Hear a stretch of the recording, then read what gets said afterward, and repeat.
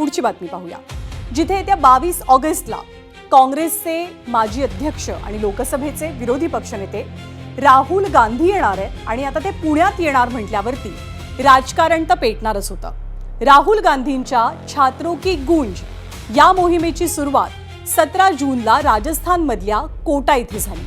त्यानंतर उत्तराखंडमधील देहरादून आणि उत्तर प्रदेशातील प्रयागराजमध्ये सुद्धा कार्यक्रम पार पडले. त्याच मालिकेत छात्रों की गूंजचा चौथा कार्यक्रम आता 22 ऑगस्टला पुण्यात पार पडतोय. त्यासाठी पुणे पोलिसांनी तब्बल 30 अटींसह परवानगी दिली आहे. खरं तर कालच पुणे पोलिसांनी 31 ऑगस्टपर्यंत जमावबंदीचे आदेश दिले होते. त्यामुळे राहुल गांधींच्या कार्यक्रमाचं काय होणार असे सवाल उपस्थित होत होते. काँग्रेसकडनं टीका सुद्धा सुरू झाली. शिवाय काँग्रेसनं पुण्यात तयारीही सुरू केली. अखेर आज दुपारी कार्यक्रमाला परवानगी तर मिळाली, पण तीही अटी शर्तींसह. त्यामुळे आता शिवाजीनगरमधील SSMP मैदानावरती होणाऱ्या छात्रों की गूंज या कार्यक्रमाकडे राजकीय वर्तुळाचे लक्ष असेल.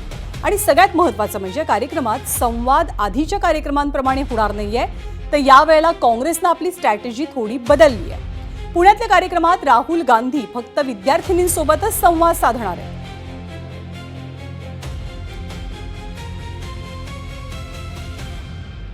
आई सावित्रींचं हे गाव आहे, हो की नाही? महिलांची पहिली शाळा या ठिकाणी उभारली.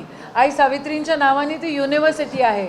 तर लेकींचा आवाज कुठेतरी ऐकला पाहिजे की नाही? त्यावेळेला भारत जोडोमध्ये राहुलजी देशामध्ये फिरत होते, त्यावेळेला युवती येऊन त्यांना सांगत होत्या की आम्हाला तुमच्यासोबत बोलायचं आहे. त्यांचे प्रॉब्लेम्स वेगळे आहेत, वेगळ्या प्रकारे आम्हाला ते फेस करावे लागतात. त्या प्रॉब्लेम्सला वाचा फोडण्यासाठी, त्या समस्येचा हल या ठिकाणी पुण्या एवढं माहेरघर कुठं असू शकतो बाबांनो, आणि म्हणून पुण्यात. तर राहुल गांधींचे याआधीचे 3ही कार्यक्रम सर्वसामान्य विद्यार्थी आणि विद्यार्थिनींसाठी खुले होते. मात्र पुण्यात केवळ मुली आणि विद्यार्थिनींसाठी हे आयोजन केलं गेलंय. आता पुण्यात जमावबंदीचा सायलेन्सर लागू असताना राहुल गांधी छात्रों की गूंज उठवण्यासाठी तयार झाले. त्यासाठी आतापर्यंत 48,000पेक्षा अधिक मुलींनी ऑनलाईन नोंदणी सुद्धा केली आहे. त्यामुळे तरुणींची गर्दी होणार हे स्पष्ट आहे. पण छात्रों की गूंज मधला आवाज किती घुमणार हे 22 तारखेलाच कळेल.